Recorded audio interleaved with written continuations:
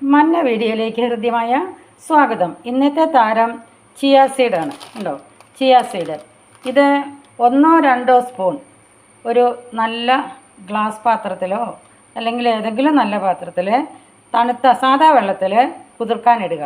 ആദ്യം ഭക്ഷിക്കുന്നവർ 1 സ്പൂൺ മതി.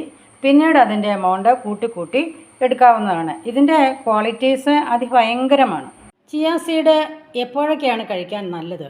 അതിരാവിലെ എംപ്റ്റി സ്റ്റൊമക്കിൽ കഴിക്കുന്നത് നല്ലതാണ്. അതുപോലെ തന്നെ വൈകുന്നേരം ഉറങ്ങാൻ പോകുമ്പോൾ രാത്രി കഴിക്കുന്നത് നല്ലതാണ്. എംപ്റ്റി സ്റ്റൊമക്കിൽ കഴിക്കുന്നത് കൊണ്ട് ഇത് ഡൈജഷന് കൂടുതൽ സഹായിക്കുന്നു. ഇതിനകത്ത് ഒരുപാട് ഫൈബേഴ്സും omega-3 ഫാറ്റി ആസിഡ്സും ആൻറ്റി ഓക്സിഡൻസും മിനറൽസും ഉള്ളതുകൊണ്ട് ഇത് മനുഷ്യ ശരീരത്തിന് ഒത്തിരി നല്ലതാണ്. ഇത് സ്കിന്നിന് ഒരുപാട് ഗുണം നൽകും. കാരണം ഇതൊരു ഹൈഡ്രേഷൻ കൊടുക്കുന്നതാണ്.